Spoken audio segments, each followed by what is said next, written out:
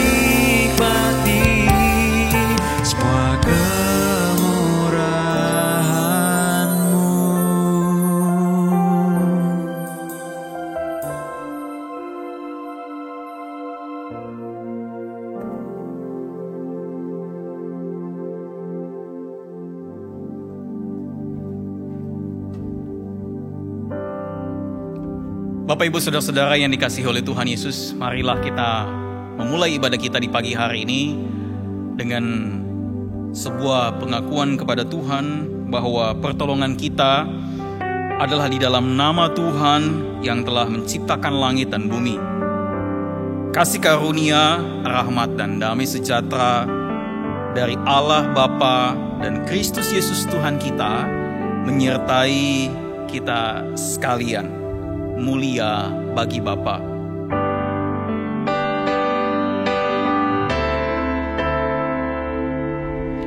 Mulia bagi Bapa,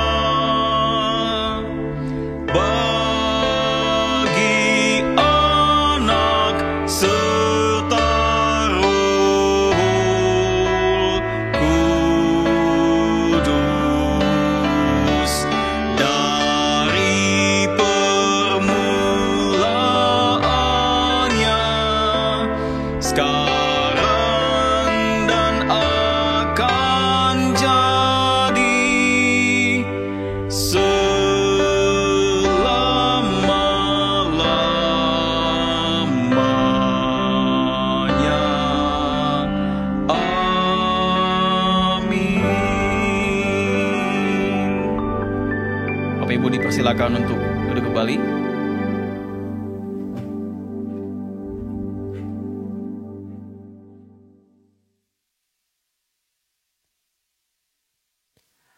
Ayat firman Tuhan yang membuka ibadah kita sebagai nats pembimbing pada pagi hari ini terambil dari Mazmur 92 ayatnya yang kedua sampai dengan ayat kelima. Demikianlah bunyi firman Tuhan. Adalah baik untuk menyanyikan syukur kepada Tuhan dan untuk menyanyikan mazmur bagi nama-Mu, ya yang maha tinggi. Untuk memberitakan kasih setiamu di waktu pagi dan kesetiaanmu di waktu malam. Dengan bunyi-bunyian 10 tali dan dengan gambus, dengan iringan kecapi. Sebab telah Kau buat aku bersukacita ya Tuhan dengan pekerjaanmu. Demikianlah bunyi firman Tuhan. Ia yang senantiasa berada di samping kita, memberikan kita sukacita dan damai sejahtera oleh pekerjaan-pekerjaannya. Apapun kondisi kita saat ini, biarlah kita senantiasa berserah kepada Tuhan. Dan hukum Tuhan pada pagi hari ini terambil dari Ulangan 5 ayat yang ke-7 sampai dengan ayat yang ke-12. Jangan ada padamu Allah lain di hadapanku. Jangan membuat bagimu patung yang menyerupai apapun yang ada di langit di atas, atau yang ada di bumi di bawah, atau yang ada di dalam air di bawah bumi. Jangan sujud menyembah kepadanya atau beribadah kepadanya, sebab aku, Tuhan Allahmu, adalah Allah yang cemburu, yang membalaskan kesalahan bapa kepada anak-anaknya dan kepada keturunan yang ketiga dan keempat dari orang-orang yang membenci aku. Tetapi aku menunjukkan kasih setia kepada beribu-ribu orang, yaitu mereka yang mengasihi aku dan yang berpegang pada perintah-perintahku. Jangan menyebut nama Tuhan Allahmu dengan sembarangan, sebab Tuhan akan memandang bersalah orang yang menyebut namanya dengan sembarangan. Tetaplah ingat dan kuduskanlah hari Sabat, seperti yang diperintahkan kepadamu oleh Tuhan Allahmu. Pada saat ini, saya mengajak jemaat sekalian untuk mempersiapkan hati pikiran kita. Kita mau mengakui segala dosa dan pelanggaran kita di hadapan Tuhan. Karena Tuhan yang telah lebih dahulu mengampuni kita dengan darah-Nya yang kudus, hanya oleh darah Yesus.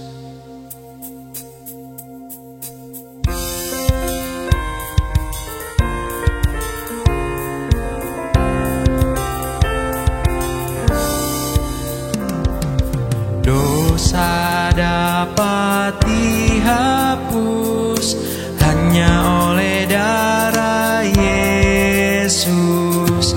Jiwamu kan ditebus hanya oleh darah Yesus.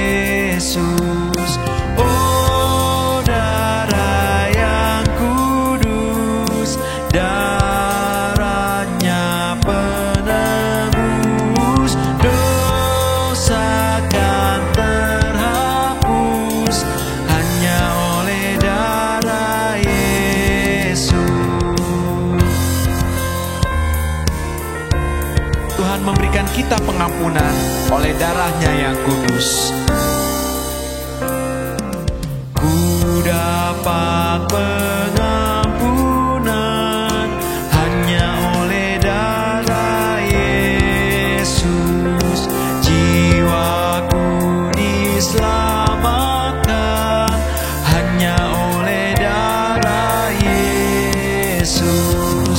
Oh, darah yang kudus, darahnya penebus, dosa kan terhapus hanya oleh darah Yesus.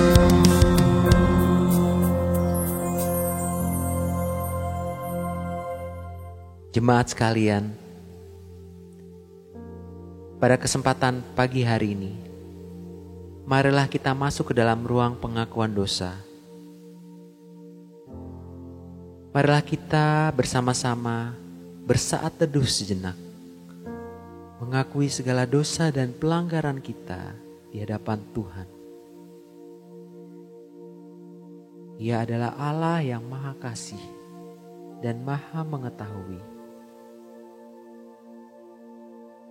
Apapun kesalahan kita, sekecil apapun itu, Ia tahu.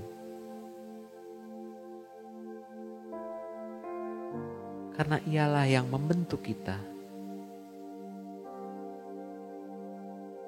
Marilah kita memohon ampun atas segala kesalahan dan dosa kita di hadapan Tuhan.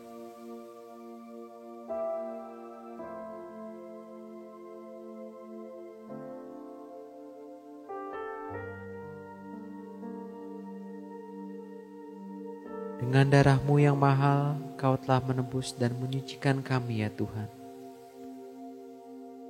Kami mohon ampun atas kesalahan dan dosa-dosa kami. Ajarkan kami senantiasa ya Bapa, untuk dapat hidup seturut dengan firman-Mu.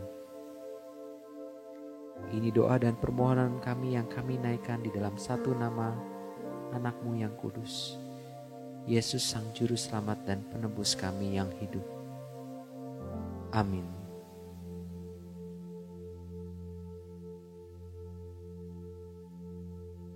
Berita anugerah yang diberikan kepada kita terambil dari Ibrani 9 ayat yang ke-27 sampai dengan ayat yang ke-28. Dan sama seperti manusia ditetapkan untuk mati hanya satu kali saja, dan sesudah itu dihakimi. Demikian pula Kristus hanya satu kali saja mengorbankan dirinya untuk menanggung dosa banyak orang.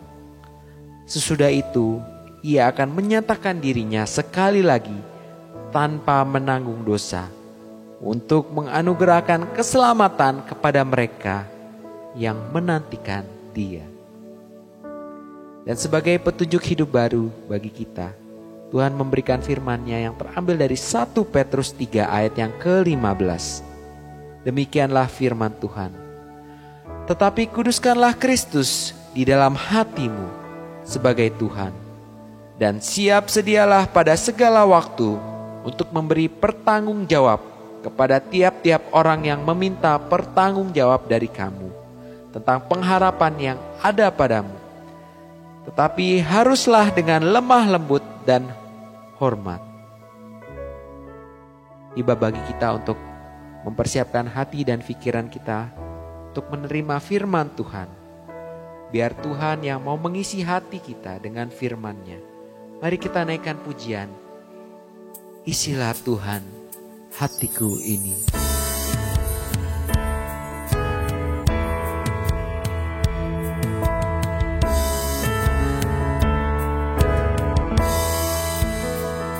Seperti perempuan Samaria, ku mencari hal yang tak puaskan hati. Ku mendengar Yesus berkati, ku beroleh hidup yang kekal. Isi Tuhan hatiku dengan sabda Allah yang kudus. Roti kehidupan memberiku puas sepanjang umur hidupku selalu.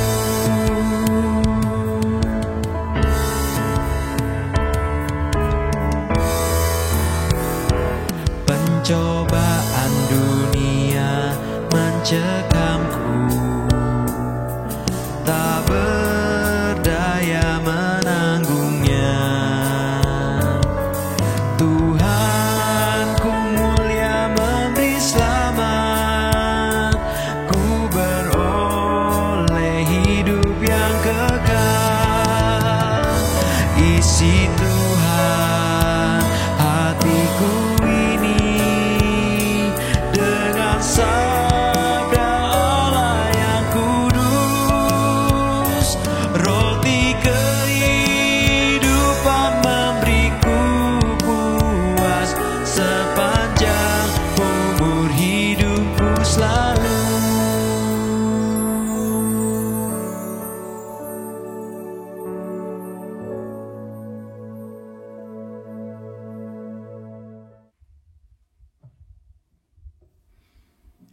Shalom, selamat pagi Bapak Ibu jemaat yang Tuhan Yesus kasihi. Saya percaya bahwa kita semua ada dalam kasih dan perlindungan Tuhan. Sebelum kita membaca Alkitab kita pada pagi hari ini, mari saya mengajak kita untuk berdoa terlebih dahulu. Bapa, terima kasih untuk pagi hari ini. Kami bersyukur karena Tuhan pelihara dan menolong hidup kami hingga hari ini. Dan kami bersyukur ada kesempatan yang Tuhan beri kepada kami untuk duduk di bawah kaki Tuhan, untuk mendengarkan Tuhan berbicara kepada kami. Kami mohon pimpinan-Mu bagi kami semua, baik hamba-Mu yang menyampaikan, bahkan bagi setiap jemaat yang akan mendengarkan. Bersama-sama kami dapat belajar firman-Mu, kami boleh mendengar, kami boleh ambil komitmen untuk mentaati dan melakukannya dalam kehidupan kami hari lepas hari. Terima kasih Bapa, kami berdoa dalam nama Tuhan kami Yesus. Amin. Bapak Ibu yang jemaat yang dikasihi Tuhan, saya mengajak kita untuk membuka Alkitab kita dari Matius pasal 13. Matius 13 ayat 10 hingga ayat yang ke-17. Matius 13 ayat 10 hingga ayat yang ke-17 berbunyi demikian. Maka datanglah murid-muridnya dan bertanya kepadanya, "Mengapa engkau berkata-kata kepada mereka dalam perumpamaan?" Jawab Yesus, "Kepadamu diberi karunia untuk mengetahui rahasia kerajaan sorga, tetapi kepada mereka tidak. Karena siapa yang mempunyai, kepadanya akan diberi, sehingga ia berkelimpahan. Tetapi siapa yang tidak mempunyai, apapun juga yang ada padanya akan diambil daripadanya. Itulah sebabnya aku berkata-kata dalam perumpamaan kepada mereka, karena sekalipun melihat, mereka tidak melihat, dan sekalipun mendengar, mereka tidak mendengar dan tidak mengerti. Maka pada mereka genaplah nubuat Yesaya yang berbunyi, kamu akan mendengar dan mendengar, namun tidak mengerti. Kamu akan melihat dan melihat, namun tidak menanggap. Sebab hati bangsa ini telah menebal dan telinganya berat mendengar, dan matanya melekat tertutup, supaya jangan mereka melihat dengan matanya, dan mendengar dengan telinganya, dan mengerti dengan hatinya, lalu berbalik sehingga aku menyembuhkan mereka. Tetapi berbahagialah matamu karena melihat dan telingamu karena mendengar. Sebab aku berkata kepadamu, sesungguhnya banyak nabi dan orang benar ingin melihat apa yang kamu lihat, tetapi tidak melihatnya, dan ingin mendengar apa yang kamu dengar, tetapi tidak mendengarnya. Bapak Ibu jemaat yang dikasihi Tuhan, dari firman Tuhan ini tema yang akan kita bicarakan, yang akan kita dengarkan pagi hari ini adalah rahasia kerajaan Allah. Saya mengajak kita untuk memperhatikan gambar ini. Saya yakin kita dapat melihat dengan jelas, bukan? Bahwa yang ada di gambar ini adalah gambar kuda. Saya yakin bahwa tidak butuh waktu lama bagi kita untuk menyebutkan ini gambar apa, gitu ya. Tetapi pertanyaan saya adalah, ada berapa jumlah kuda dalam gambar ini? Wah, mungkin kita akan butuh waktu yang lebih lama untuk menyebutkan berapa jumlah kuda di dalam gambar ini. Nah, Bapak Ibu ya, yang dikasihi Tuhan Yesus, kira-kira begitulah gambaran keadaan pada masa itu. Banyak orang melihat apa yang Yesus lakukan, namun mereka tidak yakin bahwa Yesus adalah Mesias yang mereka nantikan. Banyak orang mendengar apa yang Yesus ajarkan, tetapi mereka tidak percaya bahwa apa yang Yesus katakan adalah kebenaran. Ada yang mungkin takjub, heran dengan pekerjaan Tuhan Yesus, heran dengan pelayanan Tuhan Yesus. Ada yang mungkin heran dengan mujizat-mujizat yang Tuhan Yesus lakukan.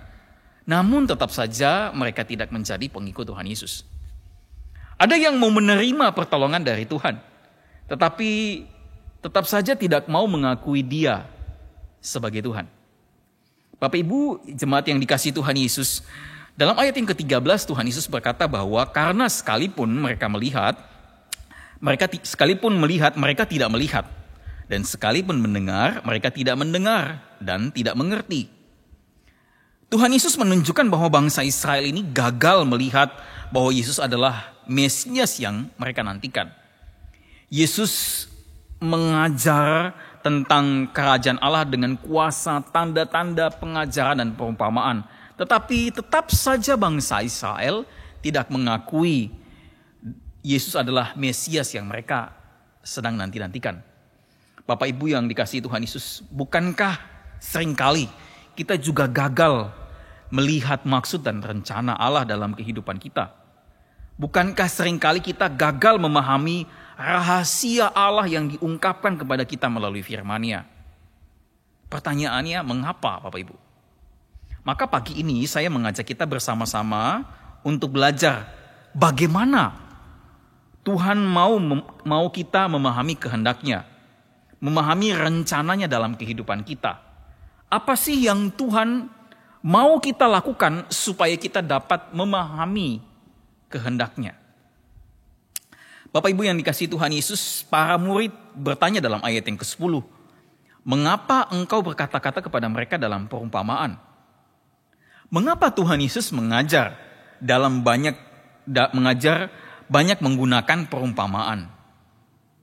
Sudah tentu supaya para pendengar itu dapat dengan mudah mengerti apa yang ingin Tuhan Yesus sampaikan.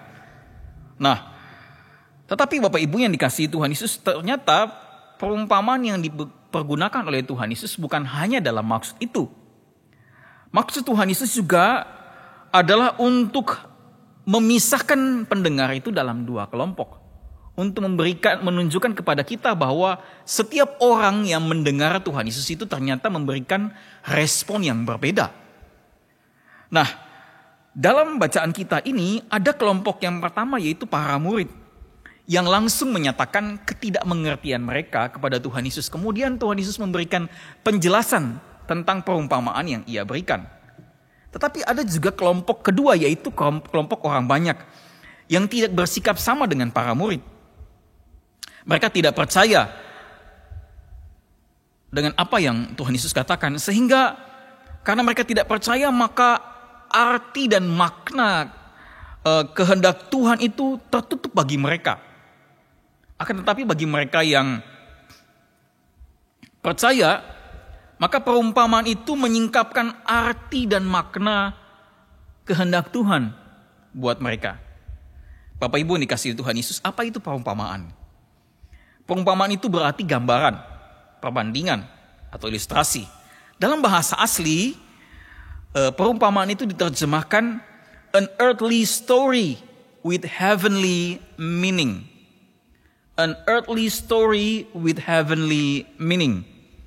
Cerita-cerita sederhana yang dipakai untuk memberikan penjelasan tentang Allah itu. Cerita-cerita yang berkaitan dengan kehidupan sehari-hari, tetapi dikaitkan dengan cerita tentang siapa itu Allah. Jadi story-nya mungkin boleh berbeda. Story-nya mungkin boleh tentang kehidupan sehari-hari, tetapi di dalamnya ada story, ada cerita tentang Allah itu sendiri. Bapak Ibu saudara-saudara yang dikasihi Tuhan Yesus, berbagai peristiwa dalam kehidupan kita, entah itu baik ataupun buruk, seringkali dipakai Tuhan sebagai perumpamaan, sebagai ilustrasi, sebagai gambaran untuk mengajarkan kita sesuatu yang bernilai.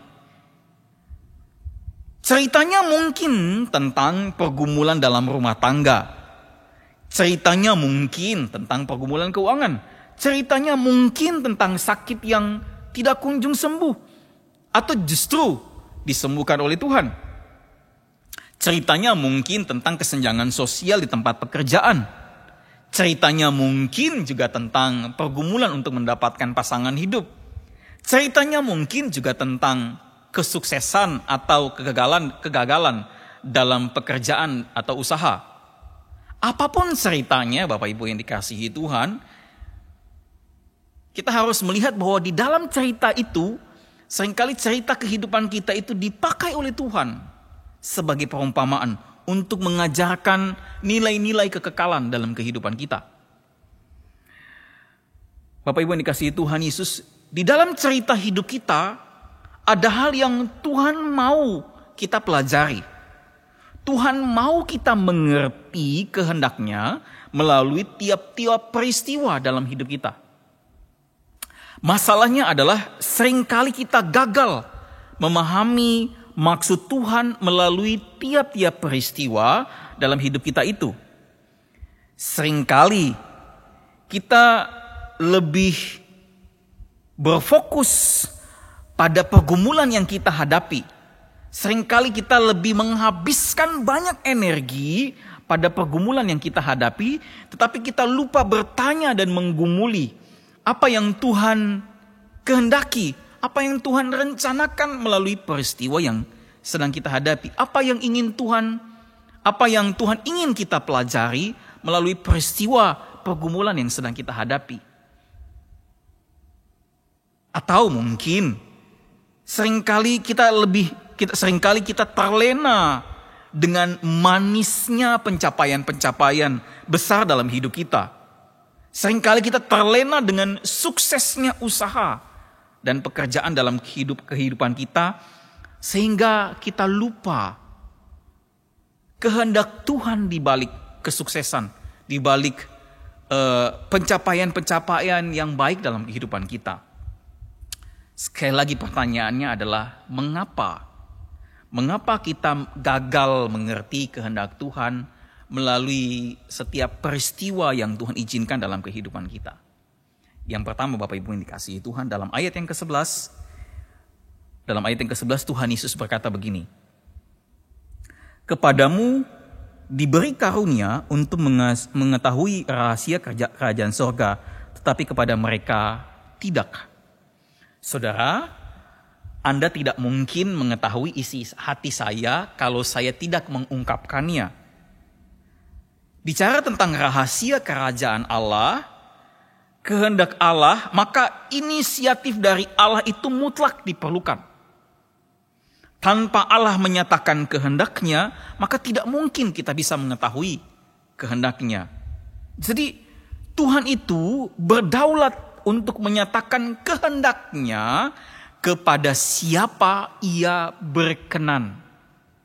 Sekali lagi, Tuhan itu berdaulat untuk menyatakan kehendaknya kepada siapa Ia berkenan.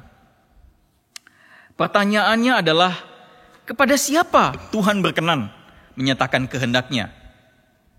Kira-kira orang-orang seperti apa yang Tuhan berkenan menyatakan kehendaknya? Nah, saya mengajak kita untuk melihatnya bersama-sama.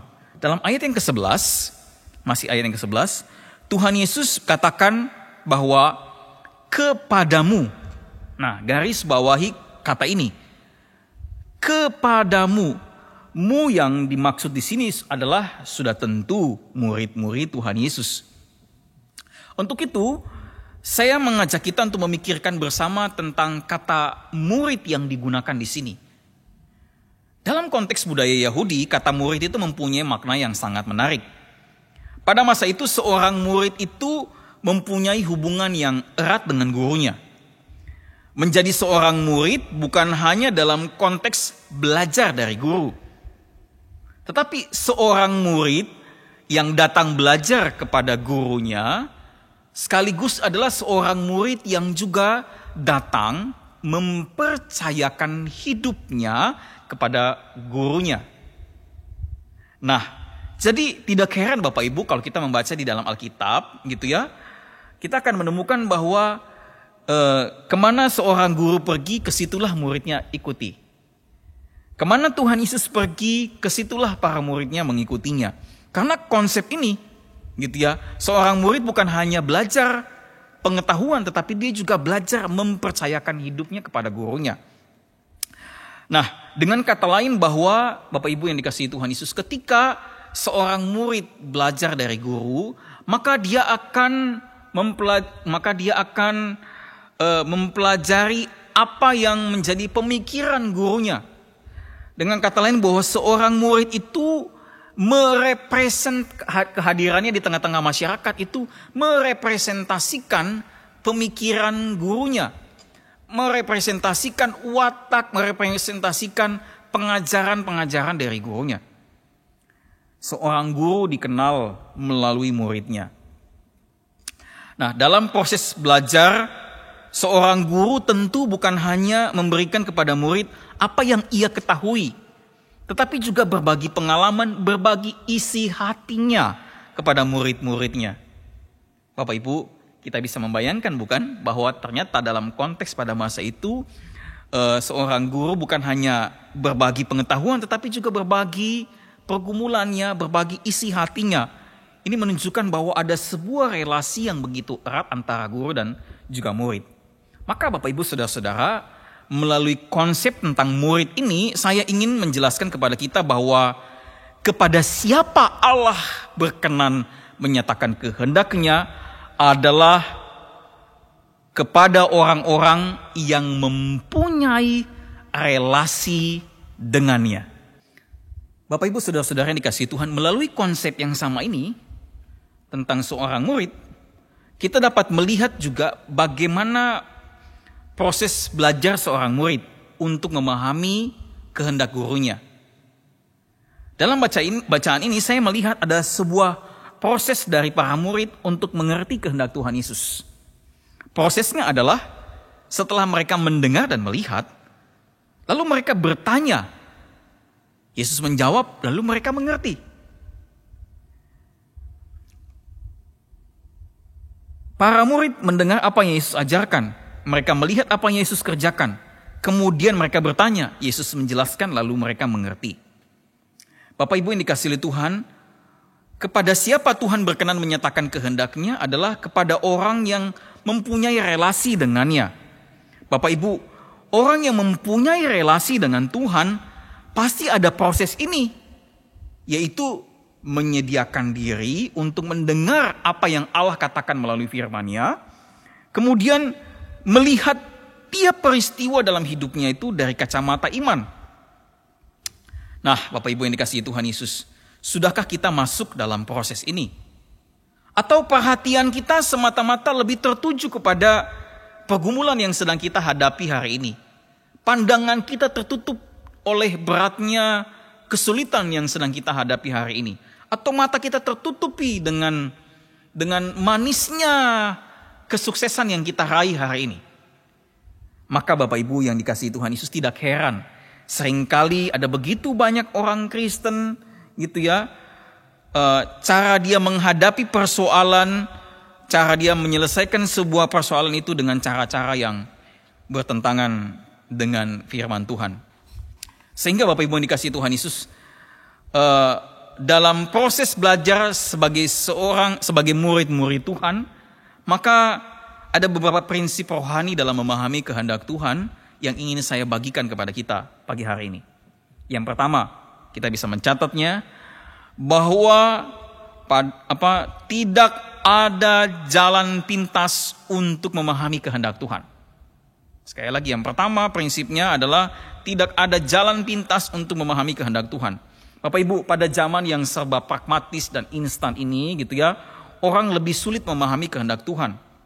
Contohnya saja, kita ingin menjadi seorang penerjemah bahasa tetapi kita malas belajar tata bahasa. Ya mana bisa? Kita mungkin ingin punya usaha yang sukses, tetapi kita enggan untuk mengembangkan diri. Kita mungkin mau dipakai Tuhan, tetapi kita tidak mau menyediakan waktu untuk belajar firman Tuhan. Tidak mau menyediakan untuk belajar hal-hal yang penting daripada firman Tuhan. Kita mau skip prosesnya. Kalau boleh nggak usah ada proses, langsung pada hasilnya. Bapak Ibu yang dikasihi Tuhan Yesus, di dalam Tuhan tidak ada jalan yang pintas. Yang ada adalah jalan yang sudah Tuhan tetapkan sesuai dengan prinsip-prinsip firman-Nya. Bapak Ibu, saya membayangkan bahwa jika Tuhan mau pakai jalan pintas untuk menyelamatkan kita, apakah bisa? Tentu bisa. Dia punya kuasa. Itu mudah sekali buat Tuhan. Gitu ya, untuk menyelamatkan kita dengan jalan yang pintas. Tetapi Tuhan tidak lakukan itu.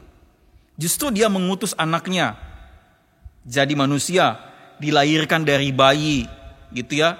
Kemudian menjadi dewasa, melayani, kemudian mati di tiang kayu salib. Bapak Ibu yang dikasihi Tuhan, melihat apa yang Tuhan Yesus lakukan ini, menunjukkan kepada kita bahwa Tuhan begitu menghargai proses.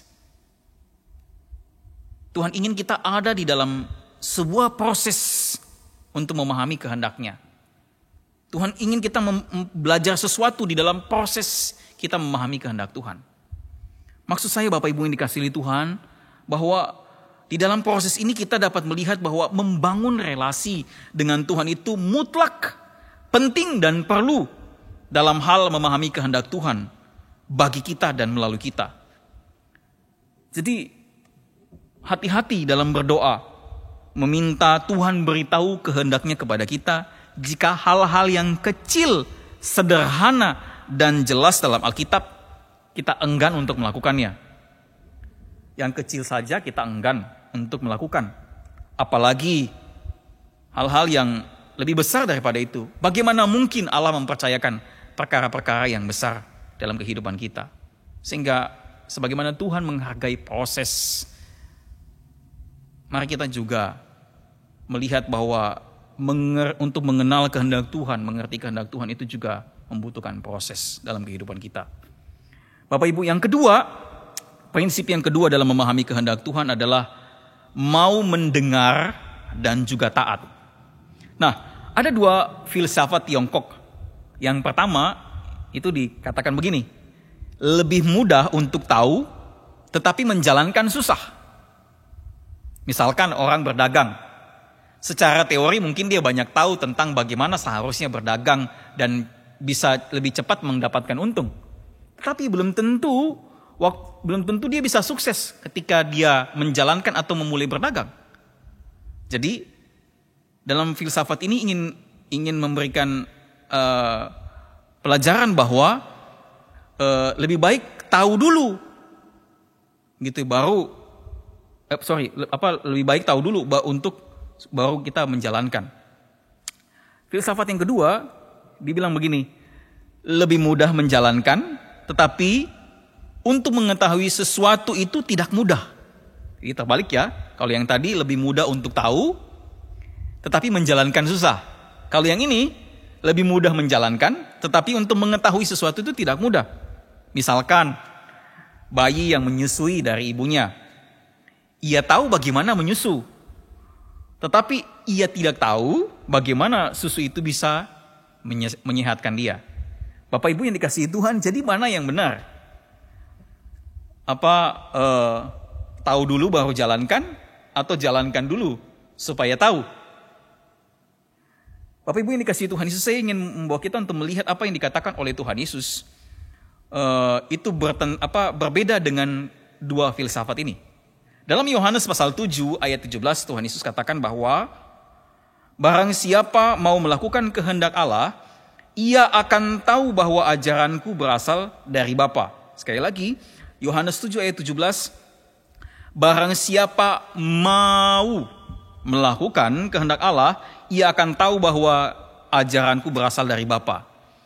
Penekanan Tuhan Yesus justru di sini adalah pada kata mau atau niat. Niat untuk melakukan kehendak Tuhan mendahului keduanya. Niat atau bersedia untuk melakukan kehendak Tuhan itu mendahului tahu dan menjalankan.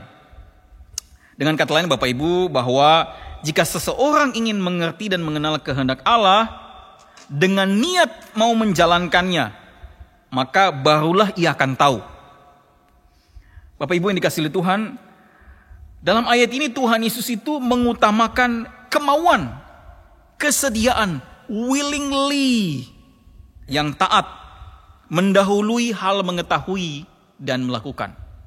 Bapak Ibu, saya mengutip apa yang dikatakan oleh Pendeta Stephen Tong. Dikatakan bahwa the will to know, the will to do, and the will to submit yourself to do the will of God is prior to the knowledge and to the practical action.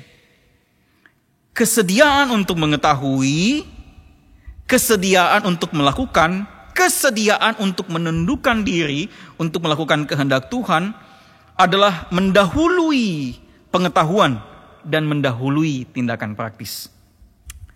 Jadi Bapak Ibu yang dikasihi Tuhan, Allah tidak akan menyatakan pimpinan kehendaknya kepada orang-orang yang tidak berniat untuk mentaati kehendaknya. Jadi jangan kita asal-asalan berdoa minta pimpinan Tuhan, meminta Tuhan menyatakan kehendaknya, tapi kita tidak punya niat untuk mentaatinya.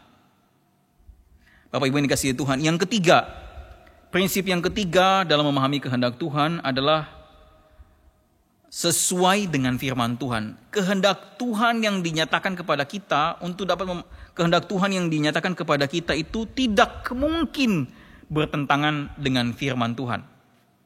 Alkitab memberikan batasan kepada kita, di mana di dalamnya itu kita dapat menemukan cara Tuhan memimpin kita. Maka Bapak Ibu yang dikasihi Tuhan Yesus, sebelum Anda membuat keputusan, bertanyalah dengan serius.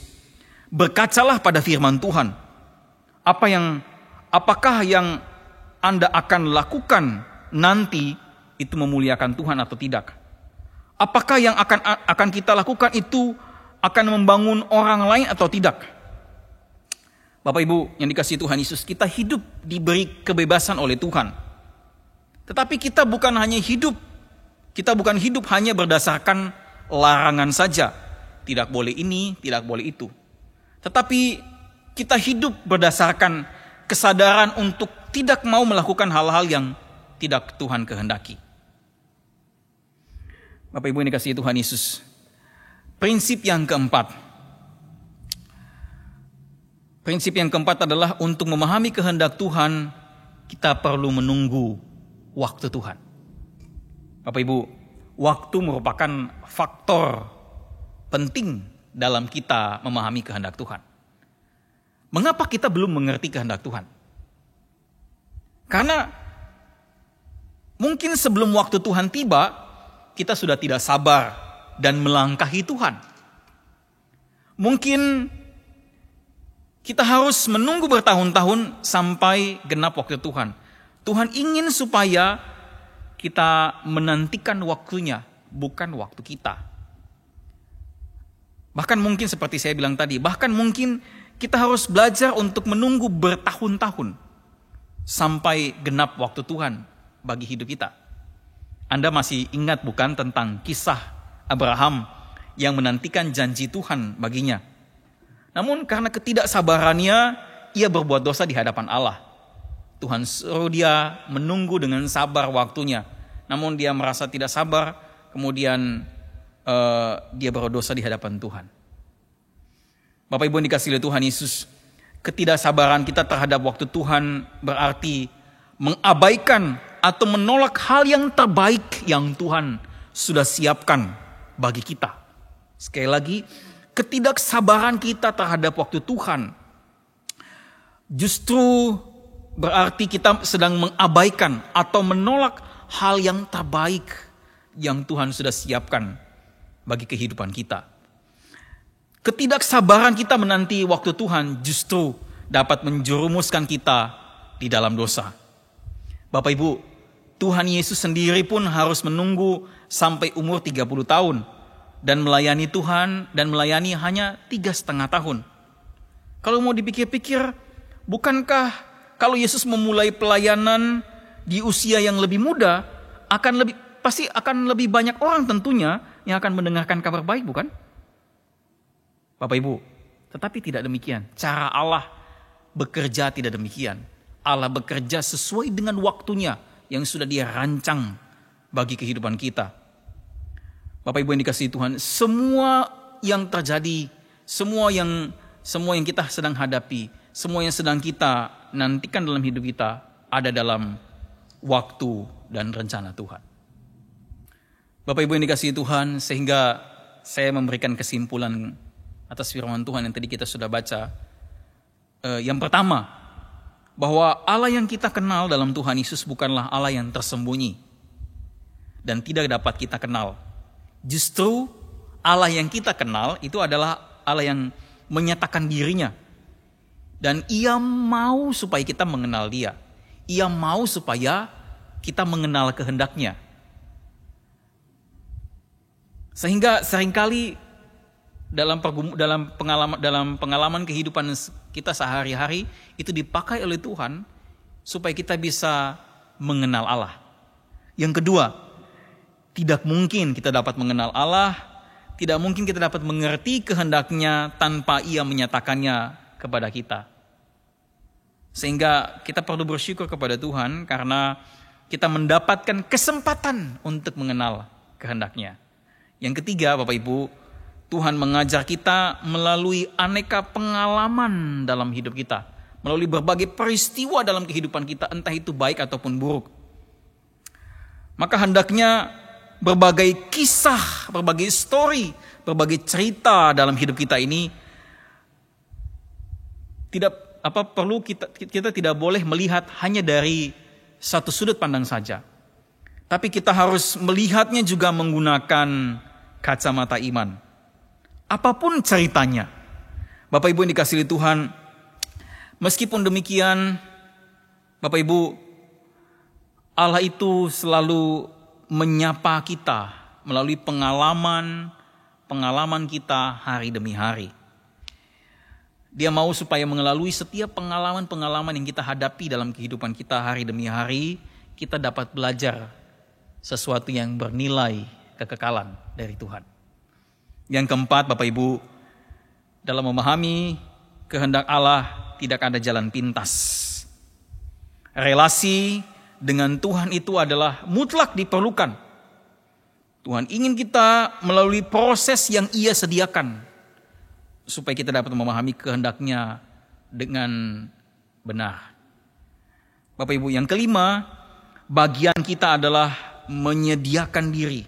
Kalau bagian Tuhan itu adalah menggunakan setiap peristiwa-peristiwa dalam kehidupan kita untuk memperkenalkan, menyatakan kehendak-Nya bagi kehidupan kita, maka bagian kita adalah menyediakan diri untuk mau mendengar dan taat sesuai dengan firman-Nya. Garis bawahi, mau berarti menyediakan diri. Yang keenam, Bapak Ibu yang dikasihi Tuhan, mari kuatkan hati, bersabar menanti waktu Tuhan. Karena waktu Tuhan pasti selalu yang terbaik. Bapak Ibu yang dikasihi Tuhan Yesus, selamat menggumuli kehendak Tuhan bagi hidup Anda dan keluarga. Biarlah kita tetap berpegang pada prinsip-prinsip firman Tuhan. Bahwa Dia adalah Tuhan yang selalu ingin menyatakan kehendak-Nya buat kita melalui hidup kita. Mari kita tetap taat dan setia menunggu waktu Tuhan. Dan sambil menunggu waktu Tuhan, mari kita tetap taat pada firman-Nya. Amin. Mari kita tundukkan kepala, kita berdoa. Terima kasih Tuhan Yesus untuk firman Tuhan yang boleh kami dengarkan pada pagi hari ini, yang mengingatkan kami bahwa kami punya Tuhan yang mau memperkenalkan diri-Mu kepada kami, yang sudah menyatakan diri-Mu kepada kami, supaya kami dapat mengenal Engkau, supaya kami dapat menyelami isi hati-Mu, supaya kami dapat mengerti kehendak Tuhan dalam kehidupan kami. Namun kami sadari Tuhan bahwa seringkali kami lebih berfokus kepada tiap-tiap pergumulan terhadap beratnya kesulitan yang kami hadapi dalam hidup ini.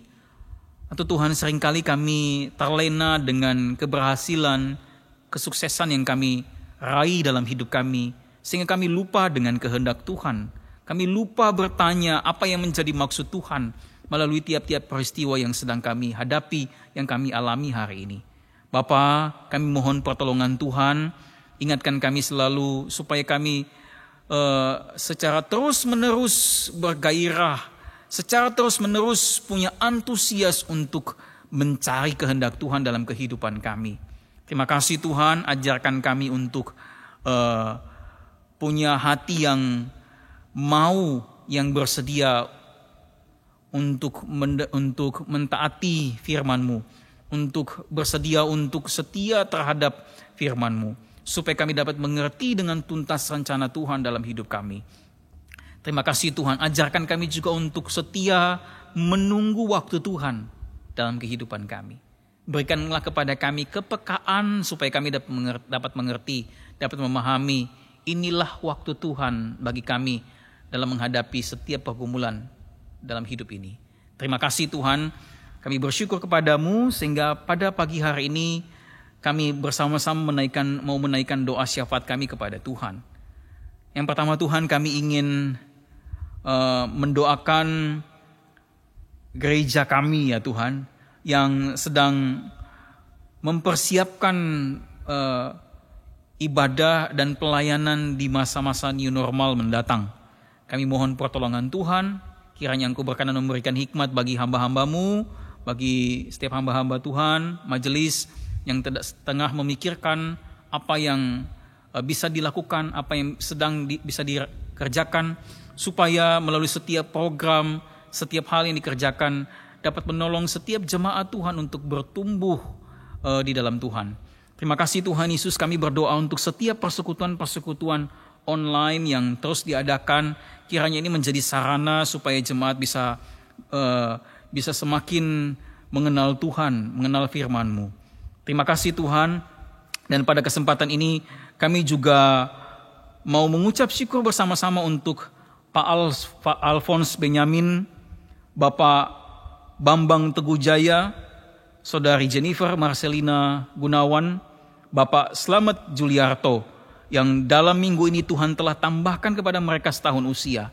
Tuhan, terima kasih untuk kebaikan-Mu kepada mereka, dan kami doakan kiranya Tuhan yang akan memberkati mereka satu persatu dalam usia yang sudah bertambah ini. Biarlah di usia yang bertambah ini membuat mereka semakin hari semakin setia kepada Tuhan.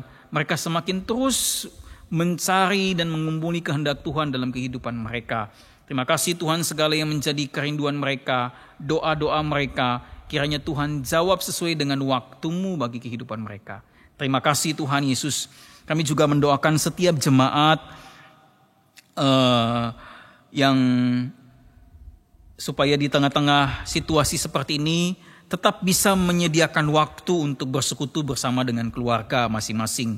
Kami berdoa Tuhan supaya di tengah-tengah keluarga, di dalam jemaat, ada kerinduan, ada antusias untuk bersekutu bersama dengan anggota keluarga, sehingga melalui tiap-tiap keluarga Tuhan sungguh ada pertumbuhan secara rohani dengan baik. Terima kasih Tuhan, kami juga berdoa untuk setiap jemaat yang hari ini sedang bergumul dengan kesehatan mereka, yang sedang bergumul dengan pekerjaan, yang bergumul dengan rumah tangga, yang bergumul dengan anak-anak, bergumul dengan orang tua. Tuhan, apapun itu pergumulan persoalannya, biarlah seperti firman Tuhan hari ini yang kami dengarkan, ajarkan kami untuk belajar melihat dari sisi lain apa yang sedang Tuhan rencanakan, apa yang sedang Tuhan kehendaki melalui tiap-tiap peristiwa yang sedang kami hadapi. Berikanlah kepada setiap kami, jemaat Tuhan, hati yang tetap bergantung, percaya kepada Tuhan, menantikan waktu Tuhan bagi setiap kami dalam menghadapi setiap pergumulan hidup ini. Terima kasih Tuhan, inilah setiap doa dan permohonan kami, permintaan kami kepada Tuhan. Kami sungguh percaya bahwa Engkau akan menjawab doa kami sesuai dengan apa yang Tuhan pandang baik bagi hidup kami. Terima kasih Bapa, kami berdoa dalam nama Tuhan kami Yesus yang mengajarkan kami berdoa demikian. Bapa kami yang di sorga, dikuduskanlah namamu, datanglah kerajaanmu, jadilah kehendak-Mu di bumi seperti di sorga. Berikanlah kami pada hari ini makanan kami yang secukupnya, dan ampunilah kami akan kesalahan kami, seperti kami juga mengampuni orang yang bersalah kepada kami. Dan janganlah membawa kami ke dalam pencobaan, tapi lepaskanlah kami daripada yang jahat, karena Engkau yang mempunyai kerajaan dan kuasa dan kemuliaan sampai selama-lamanya. Amin. Amin. Tuhan Yesus memberkati Bapak Ibu sekalian.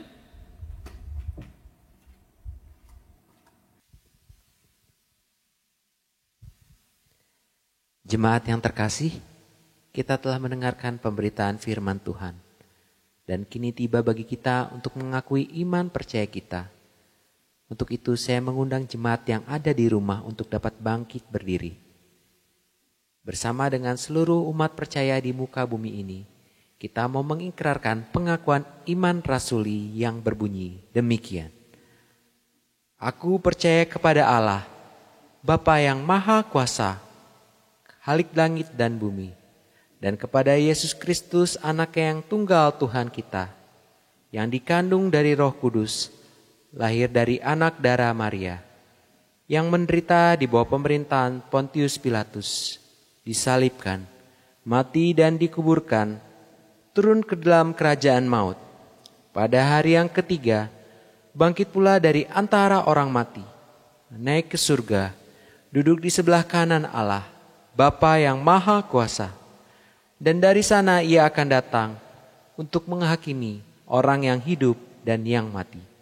Aku percaya kepada Roh Kudus, gereja yang kudus dan am, persekutuan orang kudus, pengampunan dosa, kebangkitan orang mati, dan hidup yang kekal. Amin. Jemaat, saya persilakan untuk dapat duduk kembali. Ayat persembahan pada minggu ini terambil dari Mazmur 29, ayat yang ke-13 sampai dengan ayat yang ke-14. Sekarang ya Allah kami bersyukur kepadamu dan memuji namamu yang agung itu. Sebab siapakah aku ini dan siapakah bangsaku, sehingga kami mampu memberikan persembahan sukarela seperti ini. Sebab daripadamulah segala-galanya, dan dari tanganmu sendirilah persembahan yang kami berikan kepadamu. Kembali kita diingatkan untuk dapat memberikan persembahan syukur kita. Dan bagi jemaat yang ingin memberikan persembahan, dapat memberikannya melalui transfer ke rekening Gereja Kristus Bojong Indah yang tertera pada layar Bapak Ibu sekalian. Atau Bapak Ibu juga dapat memberikannya secara langsung dengan datang ke gereja dan memasukkannya ke dalam kotak persembahan yang telah disediakan di ruang kasih GKBI. Berikut adalah informasi singkat bagi Bapak Ibu sekalian, di mana jemaat diundang untuk dapat mengikuti persekutuan doa malam yang diadakan pada hari Rabu pukul 7 malam. Firman Tuhan dengan tema Aku dari Atas akan disampaikan oleh Pendeta Adi Eliwaru. Jemaat dapat mengakses dan mengikuti persekutuan doa malam di YouTube GKBI Channel. Dan jemaat juga diajak untuk dapat berdoa bersama dalam persekutuan doa pagi yang diadakan setiap hari Sabtu pukul 6 pagi via Zoom application. Kita akan menutup ibadah kita pada pagi hari ini. Biarlah kita menjadikan Tuhan sebagai satu-satunya kekuatan kita dalam kita menjalankan setiap kehidupan kita. Mari kita naikkan pujian. Yesus kekuatan.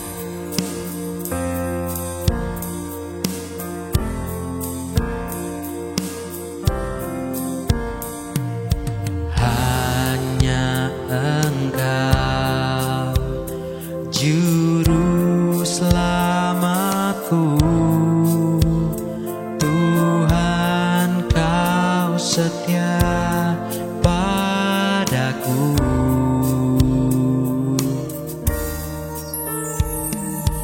Yang ku pegang hanya janjimu, ku percayakan hidupku.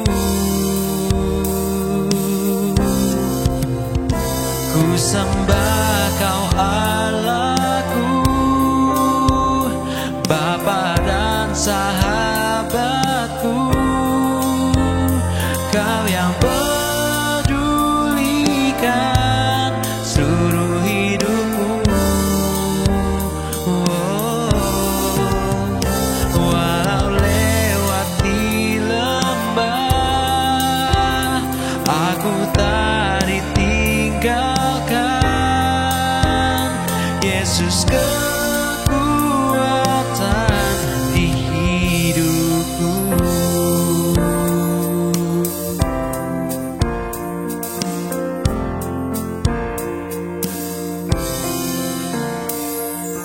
Hanya Engkau juru selamatku, Tuhan Kau setia padaku.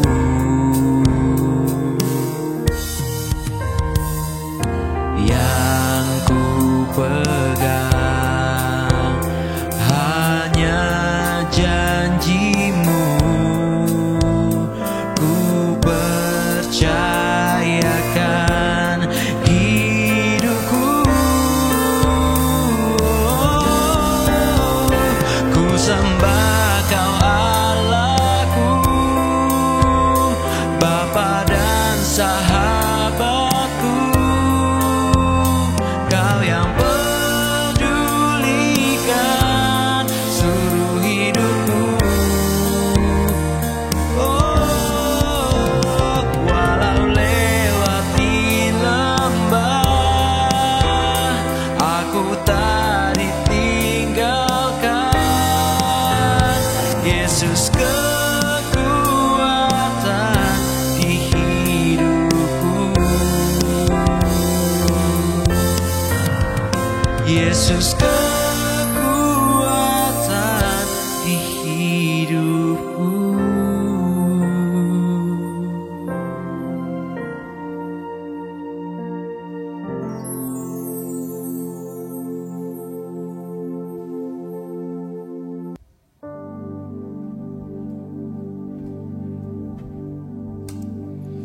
Bapak Ibu, saudara-saudara jemaat yang Tuhan Yesus kasihi, sebelum kita mengakhiri ibadah kita pagi hari ini, saya tetap mengingatkan kita untuk tetap berpegang pada janji Tuhan. Ingatlah selalu firman-Nya bahwa Dia sangat mengasihi kita dan Dia tidak pernah sekalipun meninggalkan kita. Sehingga mari kita jalani hari-hari yang ada di depan dengan penuh pengharapan kepada Tuhan. Dan marilah kita menerima berkat Tuhan. Tuhan memberkati kita dan melindungi kita. Tuhan menyinari kita dengan wajah-Nya dan memberi kita kasih karunia. Tuhan menghadapkan wajah-Nya kepada kita dan memberi kita damai sejahtera. Amin. Kepada Allah beri puji.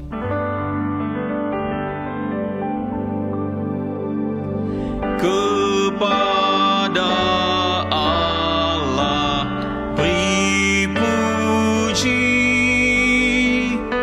serta kepada Al-Masih,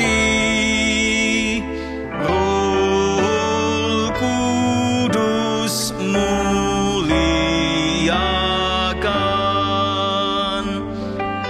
berkuasa dan berkasihan. Amin.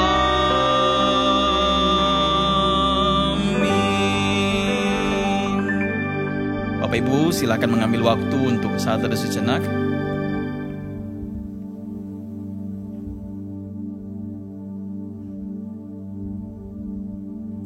Amin. Bapak Ibu, saudara-saudara yang dikasihi oleh Tuhan Yesus, meskipun ada beberapa di antara kita sudah kembali bekerja ke kantor, sudah kembali lagi berusaha, beraktivitas, namun tetap jangan lupa untuk menyediakan waktu bagi Anda dan keluarga untuk bersekutu dengan Tuhan. Sediakanlah waktu untuk mencari Tuhan, sediakan waktu untuk berdoa kepada Tuhan di tengah-tengah kondisi yang serba tidak menentu dan semakin sulit ke depan ini. Biarlah Tuhan memberkati kita sekalian, Tuhan Yesus memberkati.